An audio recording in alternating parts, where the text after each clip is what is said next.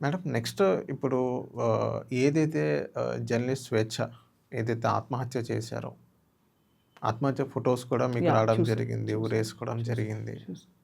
మీకేమనిపిస్తుంది ma'am? Harassment అని విన్నాను నేను. వాళ్ళ ఫ్యామిలీ తరపు నుంచి కానీ ఏదో సంథింగ్ హెరాస్మెంట్ అయింది. ఎందుకంటే అది హత్యలా అనిపిస్తుంది. ఐ మీన్ ఫోటోస్ చూసి నేను క్లారిఫై చేస్తున్నాను. Correct me if I am wrong. ఉరేసుకున్నట్లయితే కాలనేది గాల్లో ఉండాలి. అవును. కాలనేది ముడుచుకొని బెడ్ మీద తగులుతుంది. ఫోటోస్ గనుక మీరు జాగ్రత్త అబ్జర్వ్ చేసినట్లయితే బ్లడ్ ఒస్తుంది. బ్లీడింగ్ అవుతుంది. ఏమై ఉండిద్దంటారు? ఆ అంటే అమ్మాయి చాలా డేర్. అవును. కొన్ని సంవత్సరాల నుంచి మీడియాలో ఉంది. అవును. అవును. కామ్రేడ్ అంటారు ఆ అమ్మాయిని. అవును. అయితే నాకు తెలిసి నాకు స్వేచ్ఛ నాకు ఆల్మోస్ట్ నాకు ఉద్యమం అప్పటి నుండి గూడా హ్మ్. చూసాను. చాలా strong women journalist at the same time చాలా అవార్డ్ ఫంక్షన్స్‌లో గూడా ఒక 3, 4 డయాసిస్ షేర్ చేసుకున్నాను నేను ఆ అమ్మాయితో. చాలా స్ట్రాంగ్ విమెన్ ఆ అమ్మాయి. నేను అమ్మాయి స్పీచెస్ కూడా విన్నాను. కానీ అసలు నిజంగా నైట్ ఆ విషయం విన్న తర్వాత నేను కూడా అసలు షాకింగ్ అనమాట. ఎందుకంటే వేరే వాళ్ళకి ఇన్‌స్పిరేషన్ ఇచ్చే అమ్మాయి వేరే వాళ్ళకి ఏదైనా సమస్య ఉంటే దాన్ని అధిగమించి మనం ముందుకెళ్ళాలని చెప్పే అటువంటి అమ్మాయి, ఇంకా ఇంతకంటే ముందు వాళ్ళ ఇద్దరు పేరెంట్స్ గూడా యాక్చువల్‌గా ఒక ఉద్యమ ఫ్యామిలీ నుంచి ఉన్నారు వాళ్ళు. వాళ్ళ పేరెంట్స్ ఇద్దరు గూడా వాళ్ళు ఉద్యమంలో ఉన్నారు వాళ్ళు. అటువంటి ఫ్యామిలీ నుండి ఉన్న అమ్మాయి అసలు ఈ రకంగా చేసుకుంది అంటే నాకైతే అసలు నమ్మశక్యంగా లేదు. కానీ ఆ ఫోటోస్ బట్టి చూస్తే అయితే చాలా అనుమానాస్పదంగా ఉంది. కానీ అది ఏందనేది అది పోలీసుల ఇంటరాగేషన్‌లో పోలీసుల యొక్క దాంట్లోనే మనకు తెలియాల్సిందుంటది. కాబట్టి చాలామందైతే బయట అంటే నేను బయట వేరే వాళ్ళు గూడా చాలామంది ఏమంటున్నారంటే అది ఆత్మహత్య చేసుకునేంత పిరికమ్మాయి గాదు. అవును. అది ఆత్మహత్యలాగా గూడా ఆ ఫోటోస్ చూస్తే అనిపించట్లేదు అని అంటున్నారు. నాకు గూడా అంటే నాకు అదే అనిపించింది. ఎందుకంటే అమ్మాయి అసలు అమ్మాయి ఒక ప్రొఫెషన్‌గా గూడా మంచి గుర్తింపుతోనే ఉంది. Personal life is different and professional life is different. పోనీ పర్సనల్ లైఫ్‌లో ఇది ఫస్ట్ టైమ్ అంటే కాదు. అమ్మాయి ఆల్రెడీ ఒక పాప తర్వాత తనకి డివోర్స్. ఇష్టం లేక ఏదో మ్యూచువల్ అండర్‌స్టాండింగ్ డైవోర్స్ అయింది వాళ్ళకి. ఇప్పుడు వేరే ఒక సెకండ్. వేరే సింగిల్‌గా విమెన్‌గా వండుకుంటూ తను మదర్‌గా వండుకుంటూ పాపని చూసుకుంటా ఉంది. తర్వాత లివింగ్ రిలేషన్‌లో ఉంది అనేది విన్నాము. ప్లస్ అమ్మాయి పేరు గూడా ఎవరైతే అదే పూర్ణచందర్ అని స్వేచ్ఛ పూర్ణచందర్ అని పెట్టింది ఆ అమ్మాయి. అంటే అంత కాన్ఫిడెంట్‌గా ఉంది ఆ అబ్బాయితోటి ఆ అమ్మాయికి రిలేషన్. కానీ ఆ అబ్బాయికి గూడా అటువైపు మ్యారేజ్ అయింది. పిల్లలున్నారు అని గూడా చెప్తా ఉన్నారు. ఎందుకంటే మనకు అంటే మామూలుగా ప్రొఫెషనల్‌గా చూస్తాం గానీ వాళ్ళ పర్సనల్ లైఫ్స్ మనకు తెలీదు గదా! ఇప్పుడు మనం వింటున్నది ఏంటంటే అతనితో లివింగ్ రిలేషన్‌లో ఉంది. వాళ్ళ పేరెంట్స్ కూడా చెప్పడం ఏంటంటే, మా అమ్మాయి చనిపోవడానికి పూర్తి కారణం అతనే. ఎందుకంటే తల్లిదండ్రులతో మంచి స్వేచ్ఛ ఉంది. అందుకే వాళ్ళ ఫాదర్‌తో కూడా చెప్పిందంట. ఇతనితో ఉన్న రిలేషన్ మదర్‌కి తెలుసు. వాళ్ళ అమ్మాయికి తెలుసు. అంటే అమ్మాయి ఏది దాచిపెట్టలేదు. తను ఓపెన్ బుక్‌గానే ఉంచింది కుటుంబంలో.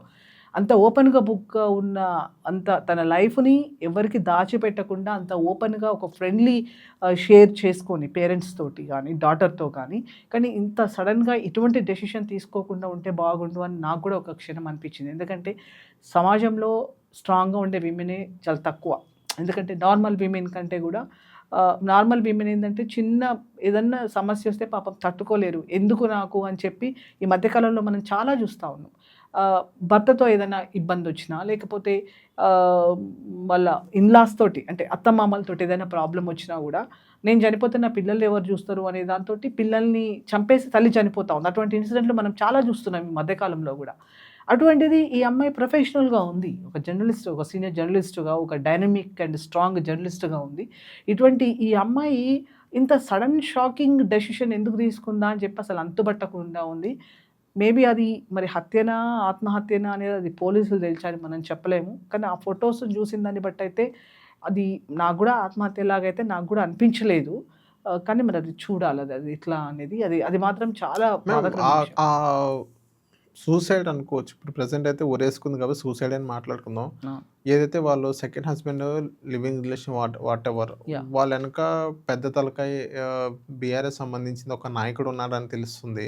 ఫోటోస్ కూడా బయటకి రావడం జరుగుతుంది. ఆ! సో వాళ్ళ హస్తం కూడా ఉండుండొచ్చా? అంటే, అంటే పర్సనల్ లైఫ్‌లో ఎంత పెద్ద పొలిటీషియన్ ఉన్నా, ఎవరున్నా వాళ్ళ ఇన్వాల్వ్‌మెంట్ ఉండదు గానీ ఇన్వాల్వ్‌మెంట్ ఉండదు గానీ ఇన్వాల్వ్‌మెంట్ ఉండదు కానీ, ఇక్కడ ఏమనుకుంటారంటే ఆ పర్సన్ ఏమనుకుంటారంటే, నాకు ఇంత పెద్దవాళ్ళు నా వెనకాల ఉన్నారు, నేనేం చేసినా నడుస్తుంది సమాజంలో, నేను చట్టాన్ని డబ్బులతో చుట్టాలుగా మార్చుకోగలుగుతా అనే అహంకారంతో ఆ రకంగా చేస్తారు. కానీ ఇటువంటి పనులను మాత్రం ఏ పొలిటీషియన్ ఎవరు ప్రోత్సహించినా వాళ్ళ రాజకీయ జీవితానికే నష్టం ఇటువంటి వాళ్ళని ప్రోత్సహిస్తే. కానీ ఉండొచ్చు, ఇప్పుడు ఒక పొలిటికల్ పార్టీలో ఎంతోమంది ఉంటారు, వాళ్ళు చేసే వ్యక్తిగత తప్పులకి ఆ పార్టీ బాధ్యత కాదు, ఆ లీడర్లు కూడా బాధ్యత కాదు. అది ఎవరి వ్యక్తిగత జీవితాన్ని, ఎవరి సెల్ఫ్ రెస్పెక్ట్ని వాళ్ళు కాపాడుకోవాలి. అంతేగాని వీళ్ళు నా వెనకాల ఇంత పెద్ద తలకాయలు ఉన్నాయి, ఇంత పెద్ద పొలిటికల్ బ్యాక్గ్రౌండ్ ఉంది, నేనేం తప్పు చేసినా నడుస్తుంది అని వీళ్ళ అహంతో పోతే వీళ్ళే తప్పుల పాలవుతారు, వీళ్ళే శిక్ష అర్హులు అవుతారు, వీళ్ళే సమాజంలో ఒక అంటే ఈ రకమైనటువంటి తప్పుడు వ్యక్తులుగా గుర్తించబడతారు. అది అంటే నేను కూడా చూస్తున్నాను, వాళ్ళు పెద్ద పెద్ద లీడర్స్తో తర్వాత ఇంకా కొన్ని పేర్లు కూడా చెప్తా ఉన్నారు. సరే, అవన్నీ ఆ పేర్లు మాట్లాడటం నేనైతే నాకు అది అవసరం లేదు. అది కానీ అది ముమ్మాటికి అది ఎవరు చేసినా తప్పే. ఎందుకంటే అంత నాకు అంటే నా పర్సనల్ ఫీలింగ్ ఏంటంటే, ఒక స్ట్రాంగ్ విమెన్ జర్నలిస్ట్ అనే ఆమె ఇట్లా చేసుకోవడం అనేది నాకు బాధ కలిగించింది. ఎందుకంటే ఎంత పెద్ద సిచ్యువేషన్ వచ్చినా కూడా దాన్ని హ్యాండిల్ చేసుకొని ముందుకెళ్ళగలిగేటువంటి కుటుంబం నుండి వచ్చి అంటే ఒక్క మనిషి కోసం, కన్న కూతురు కోసం కూడా ఆలోచించకుండా మళ్ళీ తల్లిదండ్రికి ఒకటే కూతురు, ఇక తల్లిదండ్రికి కూడా ఒకటే కూతురు, తర్వాత ఈమె మీద డిపెండ్ అయిన కూతురు, పాపం 9th క్లాస్ చదువుతుంది ఆ అమ్మాయి. ఇప్పుడు భర్త నుండి ఆమె ఎప్పుడో డైవర్స్ తీసుకుంది, తండ్రికి దూరంగా ఉంది, ఇప్పుడు తల్లి ఈ రకంగా పోయింది. ఇప్పుడు అసలు ఆ అమ్మాయి సిచ్యువేషన్ ఏంటి? అది ఎంత బాధాకరం. అది ఇప్పుడు అమ్మాయిని అసలు అంటే ఇంత మెచ్యూర్డ్గా ఉండి, ఇంత మెచ్యూర్డ్ విమెనే కదా, మెచ్యూర్డ్ విమెన్ అయితేనే అంత స్ట్రాంగ్ జర్నలిస్ట్గా సమాజంలో పేరు ఉంటుంది కదా. ఇంత మెచ్యూర్డ్గా ఉన్న ఒక విమెన్ జర్నలిస్టు తన కన్న కూతురు, నేను రేపు చనిపోతే నా కూతురు పరిస్థితి ఏంటి ఈ సమాజంలో, మళ్ళీ ఈ సమాజం ఎట్లుంది, ఈ సమాజంలో సరే మనం భర్తలు చంపుతున్న మహిళల కోసం మాట్లాడుతున్నాం, కానీ ఇవాళ మహిళలకు కూడా గ్యారంటీ లేనటువంటి పరిస్థితి ఉంది. ఇవాళ మహిళలది కూడా చాలా బాధాకరమైన విషయం ఉంది సమాజంలో. చిన్న పిల్లల్ని ఇప్పుడు మనం కలకత్తాలో చూస్తున్నాం కదా, LLB స్టూడెంట్ని ఏ రకంగా చేశారు గ్యాంగ్ రేపు. అంటే అక్కడ మళ్ళీ అదే కలకత్తాలో ఒక డాక్టర్ని ఏం చేశారో మనం చూసాం కదా, ఒక అమ్మాయిని. అంటే అసలు ఆడపిల్లలు అనేవాళ్ళు ఈ సమాజంలో అసలు ఏ ఇంటి ఆడపిల్ల ఉన్న కుటుంబమైనా ఆలోచించాలి. మనము ఫస్ట్ మన ఆడపిల్లలు, మన ఇంట్లో ఉన్న మన భార్య పిల్లలు, భర్త పిల్లలు క్షేమంగా ఉండాలంటే మనం ఎటువంటి రాజకీయ నాయకులను మనం ఎన్నుకోవాలి అనేది ఇవాళ ముఖ్యమైన. ఎందుకంటే వీటన్నిటికీ పరిష్కారం మనకు ఈ రాజకీయ అధికారమే మనకు. ఎందుకంటే నాయకులు ఏ రకంగా ఉంటే సమాజం కూడా ఆ రకంగా నడుస్తూ ఉంటుంది. ప్రభుత్వాలు స్ట్రిక్ట్గా ఉండి, తర్వాత తప్పు ఎవడు చేసినా పార్టీలకు అతీతంగా, కులాలకు అతీతంగా, మతాలకు అతీతంగా శిక్షలు కఠినంగా ఉంటే కొద్దిగా సమాజంలో మార్పు ఉంటుంది. కానీ ఇవాళ మీకు తెలుసు, ఇవాళ రేప్ చేసినటువంటి వాళ్ళని సత్ప్రవర్తన కింద బయటకు తీసుకొచ్చి వాళ్ళకి సన్మానాలు చేస్తూ ఉంటే ఇంకా సమాజం ఎటుపోతున్నట్టు. ఇక ఈ సమాజాన్ని ఎవరు బాగు చేయాలి? బాగు చేయవలసిన రాజకీయ నాయకులే ఇవాళ ఏమంటారంటే చేనే కంచమేసినట్టుగా ప్రభుత్వాలుంటే సమాజాన్ని ఎవరు బాగు చేయాలి? ఇవాళ మా లాంటి వాళ్ళు కావచ్చు, ఇంకా ఎంతోమంది ఈ సమాజంలో ఎంతోమంది పనిచేసినటువంటి వాళ్ళ వల్ల ఏమవుతుంది? ఎంత శక్తి మన లాంటి వాళ్ళది, ఎంత శక్తి, చాలా చిన్న శక్తి. ప్రభుత్వం చేతిలో అన్ని రకాల శక్తులు ఉంటాయి. ప్రభుత్వం దలుచుకుంటే ఏదైనా మంచి చేయాలంటే ఏదైనా చేయగలుగుతుంది. ఎవరు తప్పు చేసినా, ఆడపిల్ల విషయంలో ఎవరు తప్పు చేసినా కూడా ఖచ్చితంగా శిక్షలు కఠినంగా ఉంటాయని చెప్పి ప్రభుత్వము, నేను ఇందాక చెప్పినట్టుగా పార్టీలకు అతీతంగా, కులాలకు అతీతంగా, మతాలకు అతీతంగా, అడు పేదోడా ధనవంతుడా వాటన్నిటికి అతీతంగా కనుక ప్రవర్తిస్తే సమాజంలో ఖచ్చితంగా మార్పు వస్తుంది. ఎందుకంటే మీరు చూడండి, మన ఆంధ్రాలో ఒక 3 పిల్లలు అదే గంజాయి వాళ్ళు పోలీసు వాళ్ళని బెదిరించిందని చెప్పి రోడ్ల మీద పడుకోబెట్టి కొట్టారు. నేను అడుగుతున్నా, వాళ్ళు తప్పు చేసి ఉండొచ్చు, కానీ కొట్టే అధికారం మీకు ఎవరు ఇచ్చారు? కొట్టే అధికారం మీకు ఉంది కాబట్టి, వాళ్ళు పేదింటి పిల్లలు కాబట్టి, వాళ్ళు మైనార్టీ దళిత పిల్లలు కాబట్టి రోడ్ల మీద వాళ్ళని పెట్టి కొడతారు. అదే ధనవంతుల పిల్లలను తీసుకొచ్చే దమ్ము మీకుందా అని అడుగుతున్నాను నేను. పోలీసులు అలా కొట్టగలరా? అలా కొట్టగలుగుతారా మీరు? నేను అడుగుతున్నాను ఇవాళ. ఇవాళ దానికి మీరు ఎన్నో చెప్పొచ్చు, వాళ్ళు గంజాయి బ్యాచ్ కాబట్టి కొట్టిండ్రు అని. మరి ఇక్కడ ఎంతోమంది చాలా మందికి గంజాయి బడాబాబులు తోటి డ్రగ్స్ ఉన్న దాంట్లో ఉన్నారు. ఎంతమందిని తీసుకొచ్చి మీరు కొట్టారు? అంటే ఈ దేశంలో ఇంకా ప్రజాస్వామ్యం అనేది ఇవాళ కాగితాల మీద రాసుకోవడానికే పరిమితం అయ్యి ధనస్వామ్యం అనేది నడుస్తూ ఉంది. చట్టాలు చుట్టాలుగా మారినాయి, డబ్బులు ఉన్న వాళ్ళకి చట్టాలు చుట్టాలుగా మారేవి. కాబట్టి రాహుల్ గాంధీ గారు నిజంగా చాలా ఎక్సలెంట్ జాబ్ చేస్తున్నారు.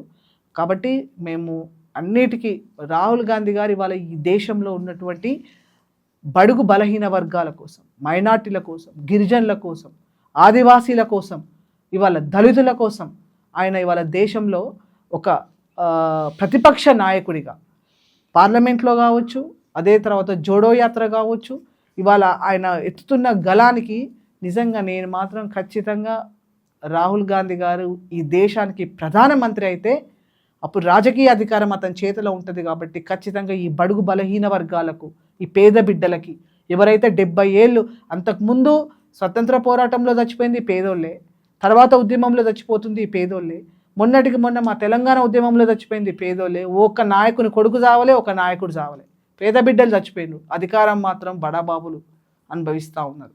కాబట్టి ఖచ్చితంగా ఈ సమాజంలో మార్పు రావాలంటే అల్టిమేట్గా రాజకీయ అధికారమే మనకి ఒక దిశగా, దానికి ఒక సొల్యూషన్గా కనబడతా ఉంది. కాబట్టి మనం ఎటువంటి రాజకీయ నాయకులను మనం ఎన్నుకోవాలనేది చూడాలా. అదేవిధంగా ఈ రాజకీయ వ్యవస్థలో మార్పు రావడం కోసం మేము 2014లో ఓట్ నీట్ గ్యారంటీ ఆర్గనైజేషన్ అనే ఒక సంస్థ పెట్టాం. దాంట్లో మేము ఏమన్నామంటే ఎన్నికల వాగ్దానాలకు ఖచ్చితంగా ఒక గ్యారంటీ కావాలి. ఎన్నికల వాగ్దానాలను బాండ్ పేపర్ మీద రాసియాలి. మీ ఓట్ల కోసం, మీ ఓట్లు వేయించుకోవడం కోసం మీరు మోసపూరితమైన వాగ్దానాలు చేసి ఆకాశం మీద నుంచి చుక్కలను తీసుకొని వస్తా, పైన ఉన్న కోతిని తీసుకొని వస్తా అని చెప్పి అసలు అంటే ఫుల్ఫిల్ చేయనటువంటి ప్రామిసెస్ చేసి ప్రజలతోటి మీరు ఓట్లు తీసుకొని గెలిచిన తర్వాత పీటల మీద కూర్చొని వాగ్దానాలు, ప్రజలకు చేసిన వాగ్దానాలను మీరు గెలిచిన తర్వాత వాటిని మీరు చెత్తబుట్టలో వేస్తున్నారు. కాబట్టి ఖచ్చితంగా మీరు ఎన్నికల ముందు మీరు ప్రజలకు ఏమి హామీలు ఇస్తారో అది బాండ్ పేపర్ మీద రాసి ఇవ్వాలి. లేకపోతే దానికి పార్లమెంట్లో ఒక చట్టం చేయాలని చెప్పి 2014 నుంచి మేము పనిచేస్తూ ఉన్నాం ఓట్ నీట్ గ్యారంటీ ఆర్గనైజేషన్ పేరు మీద. దానికి నేను రాష్ట్ర అధ్యక్షురాలుగా ఉన్నాను. మేము ఇక్కడ తెలంగాణలో 2014లో మొదలు పెడితే అది దేశవ్యాప్తంగా పోయింది. దేశవ్యాప్తంగా పోయి ఛత్తీస్గఢ్లో రాశారు, మాజీ సీఎం రాసిండు ఛత్తీస్గఢ్లో అజిత్ జోగి అని. తర్వాత అదేవిధంగా కేజ్రీవాల్ గారు పలు ఎన్నికలలో ఆయన మేము బాండ్ పేపర్ మీద రాయాలన్నాం ఎన్నికల వాగ్దానాలు, కానీ ఆయన ఒక గ్యారంటీ కార్డ్ అని చెప్పి తీసుకొచ్చాడు. ఎన్నికల వాగ్దానాల గ్యారంటీ మీరు బాండ్ పేపర్ మీద రాసివ్వండి అంటే ఆయన కేజ్రీవాల్ గారు, ఆమ్ ఆద్మీ పార్టీ ప్రెసిడెంట్ కేజ్రీవాల్ గారు పలు రాష్ట్రాల్లో వాగ్దానాలను ఆయన గ్యారంటీ కార్డ్ అని చెప్పి తీసుకొచ్చాడు. ఆయన దానిలోనే కాంగ్రెస్ పార్టీ కూడా కర్ణాటకలో గ్యారంటీ కార్డు తీసుకొచ్చింది, తెలంగాణలో కూడా గ్యారంటీ కార్డు తీసుకొచ్చింది. తెలంగాణ ప్రభుత్వాన్ని నేను ఖచ్చితంగా రిక్వెస్ట్ చేసి అడుగుతున్నాను, తప్పకుండా మీరు కేసీఆర్ జాడలో నడవకుండా, మీరు కేసీఆర్ గారు ఏ రకంగా అయితే తెలంగాణ ఉద్యమకారులకు, తెలంగాణ ప్రజలకు మోసం చేసిండో ఆ పద్ధతిలో మీరు కాకుండా ఖచ్చితంగా మీరు గ్యారంటీ కార్డుని తీసుకొచ్చారు. ఇవాళ మీరు తీసుకొచ్చిన గ్యారంటీలు అని చెప్పడం మా ఓట్ నీట్ గ్యారంటీ ఆర్గనైజేషన్ యొక్క ఉద్యమ నేపథ్యమే. కాబట్టి మీరు తప్పకుండా దానికి ఆ రకంగా మీరు తీసుకొచ్చే రకంగా పనిచేసిన మేము ఇవాళ మిమ్మల్ని కోరుతున్నాం ఏంటంటే, మీరు ఏవైతే ప్రజలకి ఎన్నికల సమయంలో వాగ్దానాలు చేసిండ్రో, ఒక గ్యారంటీ కార్డు తీసుకొచ్చారో, ఆ గ్యారంటీ కార్డులో ఉన్న వాగ్దానాలు ఒక్కొక్కటిగా మీరు తప్పకుండా ప్రజలకు నెరవేర్చండి. ఆ నెరవేర్చితేనే ఖచ్చితంగా కాంగ్రెస్ని ఇక్కడ ప్రజలు నమ్ముతారు. లేకపోతే కేసీఆర్కి ఏ రకమైనటువంటి గతి పట్టిందో మీకు కూడా ఆ రకంగా గతి పడుతుంది అని చెప్పి తెలియజేయదలుచుకున్నాను.